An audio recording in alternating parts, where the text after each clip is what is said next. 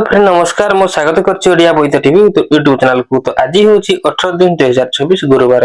तो चलन जानबा आज दिनर टॉप न्यूज अपडेट देश विदेश रो आरंभ करी ओडिसा रो समस्त गुरुत्वपूर्ण खबर जानि परिबे। सेति पे आपन मन को वीडियो को शेष पर्यंत निश्चय देखिबे, चैनल को सब्सक्राइब करिवे, वीडियो को लाइक करिवे, जहा द्वारा जेबे भी जे कोन से लेटेस्ट नोटिफिकेशन आपन माने हम चैनल माध्यम रे सर्वप्रथम पाई परिबे। तो चलंतु आ देरी न करी संपूर्ण खबर पर नजर पकाइबो। सूचना मिलछि सोहे सुभद्रा पछरे पकाइले भीमसेन महंत। सूचना अनुसार कालिया पानी रघुनागर छेड़ी चाष करी आत्मनिर्भर करी पारिचंती जाजपुर जिला सुकिंदा ब्लॉक कालिया पानी गाँव वरिष्ठ नागरिक भीमसेन महंत। पंचायतर शताधिक महिला सुभद्रा योजना जोड़ी हुई 4टी किस्ती 20,000 टंका सरकार सहायता अतिरिक्त विभिन्न स्वयं सहायक गोष्ठी जरिया बैंक बिना सुधरे ऋण नहीं जहाँ करि रोजगार और आत्मनिर्भर क्षेत्र बुद्धभूमि ढेर आगे प्रमाणित करछंती। छेड़ी चाष को नहीं मात्र 3 वर्ष मध्य व्यवसाय को 5 गुणा वृद्धि करिथिबा भीमसेन को ईर्ष्य सफलता को नहीं एवं गाँव में आलोचना। पूर्व भीमसेन दैनिक 200 टंका मजूरी 3 वर्ष धरी कालियापाड़ी बाजार में एक ब्रॉयलर कुकुड़ा काटर रे काम करथिले। मजूरी वृद्धि दाबी करथिले ही मालिक विभिन्न आड़े राजी होई नथिले। यह भीमसेन को खूब बाधिथिला। सेठारो से काम छाड़ी देइथिले। संजय करिथिबा 50,000 टंकार पुंजी रे से छेड़ी चाष योजना करथिले। प्रथम काठ और बाउंस संग्रह कर निज परिश्रम रे भाड़ी व्यवस्था थाई छेड़ी गुहाड़ निर्माण करिबा परे आखपाख गाँव रु 5टी देशी छेड़ी किनिथिले। गाँव अन्य चाषी मानक साथी रे मिसी एकाधिक छेड़ी पल धरी गाँ पाख जंगल और डमशाल नाल कूल रे छेड़ी चराउथांती। गाँव रे एकाधिक बोदा छड़ा जाउथबारु यह छेड़ी प्रजनन और वंशवृद्धि सहायक होइथिबा भीमसेन स्वीकार करंती। आहुरी एबे जिया परवर्ती खबर मन सूचना मिलछि जून 19 रे ओडिशा समेत देशव्यापी शुभारंभ हबो। सूचना अनुसार भारत सरकार प्रधानमंत्री विकसित भारत रोजगार योजना पीएमबीआरवाई आरंभ करिसंती। यह एक ऐतिहासिक रोजगार भित्तिक प्रोत्साहन योजना। यह योजनार उद्देश्य होछि विभिन्न क्षेत्र में व्यापक अनुष्ठानिक नियुक्ति सृष्टि करिबा एवं सामाजिक सुरक्षा सुदृढ़ करिबा। यह योजना माध्यम आगामी 2 वर्ष मध्य 3.5 कोटी रु अधिक नियुक्ति सुजोग सृष्टि करिबा प्रोत्साहन जगाई दियाजिबो। पीएमबीआरवाई योजना देशव्यापी शुभारंभ समारोह आसंता 19 तारिख दिन अनुष्ठित होबो। नदिल्लीर विज्ञान भवन ठारे प्रधानमंत्री नरेंद्र मोदी नेतृत्व में एक भव्य भारतीय स्तरीय कार्यक्रम अनुष्ठित होबो। एथि सहित अधिक रु अधिक लोकों पाखरे पहुंचीबा पई नियुक्तिदाता कर्मचारी और हिताधिकारी मध्य समन्वय रक्षा करिबा पई सारा देश रे राज्य और जिला स्तरीय कार्यक्रम आयोजन करा जिवो। एबे परवर्ती खबर वर्तमान सूचना मिलछि चाषी खुशी खबर। यही दिन पीएम किसान 23तम किस्ती। सूचना अनुसार प्रधानमंत्री कृषक सम्मान निधि योजना 23तम किस्ती को नहीं सारा देश में चाषी अपेक्षा करछंती। एबे देश रे कोटी कोटी चाषी को खुशी खबर मिलछि। पीएम किसान योजना ऑफिशियल अकाउंट को अनुष्ठानिक तारीख घोषणा कर दैछि। प्रधानमंत्री नरेंद्र मोदी जून 20 रे पीएम किसान योजना 23तम किस्ती जारी करिवे। सरकार कहते यही राशि सीधासख हिताधिकारी चाषी अकाउंट को स्थानांतर कर चाष आवश्यकता पूरण कर साहाय्य करिवो। खरीफ फसल बुणा समय चाषी मानी आर्थिक सहायता बेस गुरुत्वपूर्ण बोली विवेचना कर दैछि।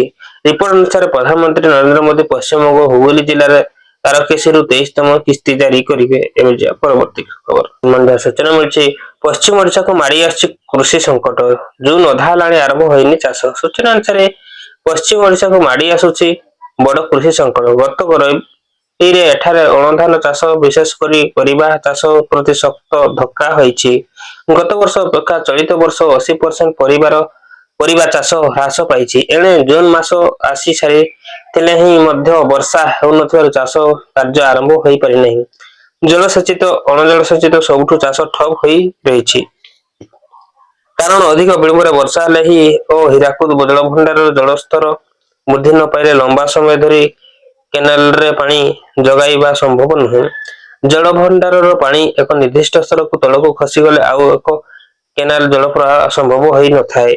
परवर्ती सूचना मिली निखी सरपंच चामलिंग को मिला जमीन। सूचना अनुसार केन्द्रापड़ा महाकालपड़ा जगन्नाथ धल प्रताप चंद्र स्वाई केन्द्रापड़ा जिला टिखिरी पंचायत रे सरपंच चामेली ओझा कोर्टू आश्वस्ति मिली। पुलिस को ଆକ୍ରମଣ କରିବା ଭଳି ଏକ ସମ୍ବେଦନଶୀଳ ମାମଲାରେ ଗିରଫ ହୋଇଥିବା ସରପଞ୍ଚ ଜାମିନ ଆବେଦନକୁ କୋର୍ଟ ମଞ୍ଜୁର କରିଛନ୍ତି। କେନ୍ଦ୍ରାପଡ଼ା ଏସଡିଜିଏମ୍ ସବ୍ ଡିଭିଜନାଲ ଜୁଡିସିଆଲ ମାଜିଷ୍ଟ୍ରେଟ କୋର୍ଟ ଚାମିଲି ଓଝାଙ୍କୁ ଏହି ଜାମିନ ପ୍ରଦାନ କରିଛନ୍ତି। କୋର୍ଟଙ୍କ ନିର୍ଦ୍ଦେଶ ଅନୁଯାୟୀ 30,000 ଟଙ୍କାର ବଣ୍ଡ ଏବଂ 2 ଜଣ ଜାମିନଦାରଙ୍କ ବଦଳରେ ସରପଞ୍ଚ ଚାମିଲି ଓଝାଙ୍କୁ ଏହି ସର୍ତ୍ତାମୂଳକ ଜାମିନ ମିଳିଛି। ସୂଚନାଯୋଗ୍ୟ ଯେ ଗତ 10 ତାରିଖରୁ ଗଣମାଧ୍ୟମ ଚର୍ଚ୍ଚାରେ ଥିବା ଚାମିଲିଙ୍କୁ ମହାକାଳପଡ଼ା ପୋଲିସ ଶନିବାର ଗିରଫ କରିଥିଲା। ଅସୁସ୍ଥ ସତ୍ତ୍ୱେ ତାଙ୍କୁ ଏସଡିଜେଏମଙ୍କ କୋର୍ଟରେ ହାଜର କରାଯାଇଥିଲା। ତାଙ୍କର ନାମ ମହାକାଳପଡ଼ା ବିଡିଓ ରବି ନାରାୟଣ ଆଚାର୍ଯ୍ୟଙ୍କ ଅଭିଯୋଗ ନମ୍ବର 170/24 ପୋଲିସ ସବଇନ୍ସପେକ୍ଟର ତପସ୍ୱିନୀ ବିଶ୍ୱାଳଙ୍କ ଅଭିଯୋଗ ନମ୍ବର 171/24ରେ ରୁଜୁ ହୋଇଥିବା ମାମଲାରେ ଜାମିନ ନାମଞ୍ଜୁର ହେବାରୁ କେନ୍ଦ୍ରାପଡ଼ା ଉପ କାରାଗାରକୁ ପଠାଇ ଦିଆଯାଇଥିଲା। ସେ ଅସୁସ୍ଥ ଥିବାରୁ ବାରିମୂଳ ଜେଲ କର୍ତ୍ତୃପକ୍ଷ ତାଙ୍କୁ କେନ୍ଦ୍ରାପଡ଼ା ଜିଲ୍ଲା ମୁଖ୍ୟ ଚିକିତ୍ସାଳୟକୁ ପଠାଇ ଦେଇଥିଲେ। ଏବେ ଯିବା ପରବର୍ତ୍ତୀ ଖବର। ବର୍ତ୍ତମାନ ସୂଚନା ମିଳିଛି ଜୁନ 20ରୁ ବଢିବ ବର୍ଷାର ପରିମାଣ। ସୂଚନା ଅନୁସାରେ ଦିନ ବେଳେ ଗୁଳୁଗୁଳି, ସନ୍ଧ୍ୟା ହେଲେ ଛେଚୁଛି। ଅସ୍ୱାଭାବିକ ବର୍ଷା ଯୋଗୁଁ ଜଳବାୟୁର ଅସନ୍ତୁଳନ ଦେଖିବାକୁ ମିଳିଛି। ଯଦିଓ ମୌସୁମୀ ବାୟୁ ଓଡ଼ିଶା ଛୁଇଁ ସାରିଛି, ତଥାପି ଆବଶ୍ୟକତା ମୁତାବକ ବର୍ଷା ଦେଖିବାକୁ ମିଳୁନାହିଁ। ଏପରି ଜଳବାୟୁ ଅସନ୍ତୁଳନ ପଛରେ କାରଣ କହିଛନ୍ତି ପାଣିପାଗ ବିଶେଷଜ୍ଞ ଡକ୍ଟର ଶରତ ଚନ୍ଦ୍ର ସାହୁ। ମୌସୁମୀ ବର୍ଷା ଏବଂ ବଙ୍ଗୋପସାଗରରେ ଲଘୁଚାପ ସୃଷ୍ଟି ହେବା ପାଇଁ ଆରବ ସାଗରକୁ ଆସୁଥିବା ଦକ୍ଷିଣ ପଶ୍ଚିମ ମୌସୁମୀ ପ୍ରଭାବ ମୁଖ୍ୟ ଉତ୍ସ ଅଟେ ଏବଂ ଏଥିରେ ପ୍ରଚୁର ଜଳୀୟ ବାଷ୍ପ ଥାଏ। କିନ୍ତୁ ବର୍ତ୍ତମାନ ଏହି ଦକ୍ଷିଣ ପଶ୍ଚିମ ଷ୍ଟ୍ରଙ୍ଗ ୱେଭ ବା ସକ୍ରିୟ ପ୍ରଭାବ ଦେଖାଯାଉ ନାହିଁ। ଏବେ ଯିବା ପରବର୍ତ୍ତୀ ଖବର। ବର୍ତ୍ତମାନ ସୂଚନା ମିଳିଛି G7 ଆଉ ବିଶ୍ୱ ଚଳାଉ ନାହିଁ, କାନାଡା ପ୍ରଧାନମନ୍ତ୍ରୀ କହିଛନ୍ତି। ସୂଚନା ଅନୁସାରେ ସମ୍ମିଳନୀ ଅବସରରେ ଫ୍ରାନ୍ସରେ ଏଭିୟାନ ସହରରେ ପହଞ୍ଚିବା କାନାଡାର ପ୍ରଧାନମନ୍ତ୍ରୀ ମାର୍କ କାର୍ନ କହିଛନ୍ତି ଯେ G7 ରାଷ୍ଟ୍ରମାନେ ଆଉ ବିଶ୍ୱ ଚଳାଉ ନାହାନ୍ତି। ଏକ ସ୍ୱତନ୍ତ୍ର କାର୍ଯ୍ୟକ୍ରମରେ କାର୍ନ କହିଛନ୍ତି, ଆଜିର ବିଶ୍ୱସ୍ତରୀୟ ଆହ୍ୱାନକୁ କେବଳ ଉନ୍ନତ ଅର୍ଥନୀତିର ଏକ ଛୋଟ ଗୋଷ୍ଠୀ ଦ୍ୱାରା ସମାଧାନ କରାଯାଇପାରିବ ନାହିଁ।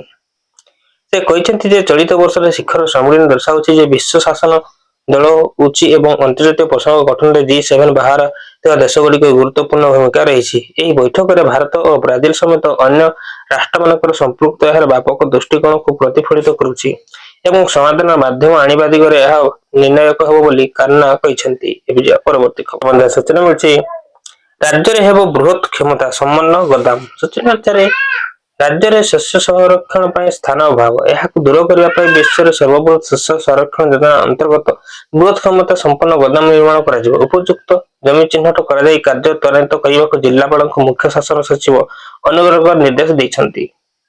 ମୁଖ୍ୟ ଶାସନ ସଚିବ ଅନୁଗ୍ରହଙ୍କ ଅଧ୍ୟକ୍ଷତାରେ ଜିଲ୍ଲାପାଳମାନଙ୍କ ଏକ ବୈଠକ ଅନୁଷ୍ଠିତ ହୋଇଛି। ଏହି ବୈଠକରେ ଅନ୍ୟମାନଙ୍କ ମଧ୍ୟରେ ଉନ୍ନୟନ କମିଶନର ତଥା ଅତିରିକ୍ତ ମୁଖ୍ୟ ଶାସନ ସଚିବ ଦେବ ରଞ୍ଜନ କୁମାର ସିଂହ, ଗୃହ, ଶିଳ୍ପ, ସୂଚନା ଓ ଲୋକ ସମ୍ପର୍କ ବିଭାଗ ଅତିରିକ୍ତ ମୁଖ୍ୟ ଶାସନ ପରିବାର ହେମନ୍ତ ଶର୍ମା, ରାଜସ୍ୱ ବିଭାଗ ପରିଚାଳନା ବିଭାଗ ଅତିରିକ୍ତ ମୁଖ୍ୟ ଶାସନ ସଚିବ ଡକ୍ଟର ଅରବିନ୍ଦ କୁମାର ପାଢୀଙ୍କ ସମେତ ସମ୍ପୃକ୍ତ ବିଭିନ୍ନ ବିଭାଗର ସଚିବ ଯୋଗ ଦେଇଥିଲେ। ଏବେ ଯିବା ପରବର୍ତ୍ତୀ ସୂଚନା ମିଳିଛି କାରରେ ଇଥାନଏଲ ଫୁଏଲ ବ୍ୟବହାର କଲେ କରି ହେବନି ଇନ୍ସୁରାନ୍ସ। ସୂଚନା ଅନୁସାରେ ଯେବେଠୁ ପେଟ୍ରୋଲ ଡିଜେଲର ମୂଲ୍ୟ ବୃଦ୍ଧି ପାଉଛି, ସେବେଠାରୁ E20 ଏବଂ E25 ଭଳି ଇନ୍ଧନ ବିଷୟରେ ଯଥେଷ୍ଟ ଆଲୋଚନା ହୋଇଛି। ଏଗୁଡ଼ିକ ଇଥାନଏଲ ମିଶ୍ରିତ ଇନ୍ଧନ, ଯାହା ପାରମ୍ପରିକ ଇନ୍ଧନ ତୁଳନାରେ ଟିକିଏ ଶସ୍ତା। କିଛି ଦିନ ପୂର୍ବରୁ ରିପୋର୍ଟ ପ୍ରକାଶ ପାଇଥିଲା ଯେ କାରରେ E20 ପେଟ୍ରୋଲ ବ୍ୟବହାର କରିବା ଦ୍ୱାରା ଇଞ୍ଜିନ ଖରାପ ହୋଇପାରେ ଏବଂ ନୂଆ ଦାବି ପ୍ରତ୍ୟାଖ୍ୟାନ ହୋଇପାରେ। ଏହି ଦାବି ପଛରେ ସତ୍ୟରେ କଣ ତାହା ଜାଣନ୍ତୁ। ନିକଟରେ ସରକାରୀ ଏଜେନ୍ସି PIB ବେକାରୀ କରି ଏହି ଖବର ପଛରେ ଥିବା ସତ୍ୟତାକୁ ଉନ୍ମୋଚନ କରିଛି। ଏବେ ଯିବା ପରବର୍ତ୍ତୀ ଖବର। ସୂଚନା ମିଳିଛି ଜୁନ 21ରେ ରାଜ୍ୟବ୍ୟାପୀ ହେବ ସୁଭଦ୍ରା ଶକ୍ତି ସମାବେଶ। ସୂଚନା ଅନୁସାରେ ରାଜ୍ୟବ୍ୟାପୀ ଆୟୋଜିତ ହେବ ସୁଭଦ୍ରା ଶକ୍ତି ସମାବେଶ। ସମସ୍ତ ଗ୍ରାମ ପଞ୍ଚାୟତରେ ହେବ ଏହି ସମାବେଶ। ଜୁନ 21ରୁ 30 ପର୍ଯ୍ୟନ୍ତ ଏହା ଅନୁଷ୍ଠିତ ହେବ। ଏହି କାର୍ଯ୍ୟକ୍ରମ ମାଧ୍ୟମରେ ମହିଳା ସଶକ୍ତିକରଣ ଓ ଜୀବିକା ସୁଯୋଗ ସମ୍ପର୍କରେ ବ୍ୟାପକ ସଚେତନତା ସୃଷ୍ଟି କରାଯିବ। ଏନେଇ ଉପମୁଖ୍ୟମନ୍ତ୍ରୀ ପ୍ରଭାତୀ ପରିଡ଼ା ଭୁବନେଶ୍ୱରସ୍ଥିତ ମିଶନ ଶକ୍ତି ଭବନଠାରେ ସୁଭଦ୍ରା ଶକ୍ତି ସମାବେଶ କାର୍ଯ୍ୟକ୍ରମ ପ୍ରସ୍ତୁତି ସମ୍ପର୍କରେ ଏକ ସମୀକ୍ଷା ବୈଠକ କରିଥିଲେ।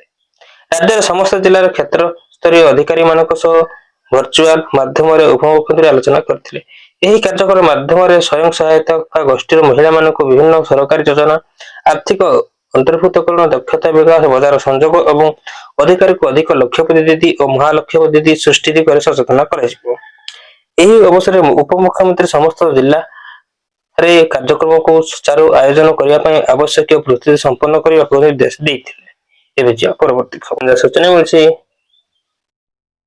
ମୋଦି मेलोनी भेटघाट सूचना अनुसार प्रधानमंत्री नरेंद्र मोदी एवं इटाली प्रधानमंत्री जॉर्जिया मेलोनी मध्य पुणी थे साक्षात आलोचना होती।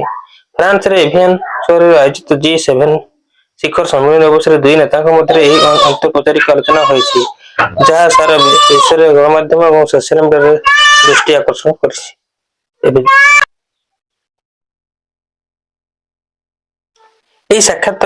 साक्षात्कार समय प्रधानमंत्री मेलानी हसी हसी पूर्व इंटरनेट रे भाइराल होता मेलोडी मोमेंट प्रसंग उठाई। साक्षात्कार सामना को आसी एभली वीडियो देखा जॉर्जिया मेलोनी प्रधानमंत्री को स्वागत करी कही आपण पुणी थे देखा होई बहुत खुशी लगिला, आमे दुहे इंस्टाग्राम रे सबठो अधिक चर्चित।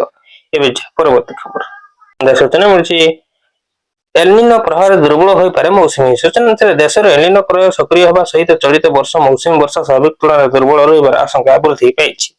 भारतीय पाणिपाग विभाग सत्यतम आकलन अनुसार बंगोपसागर अंचल मौसुमी मेघमाला उत्तर भारत महासागर भूटान और चीन अभिमुखे अग्रसर होता वर्षार बंटन असमत देखा संभावना रही, किंतु दिल्ली उत्तर पश्चिमांचल प्रबल झड़ वर्षा पूर्वानुमान कर भारतीय पाणिपाग विभाग।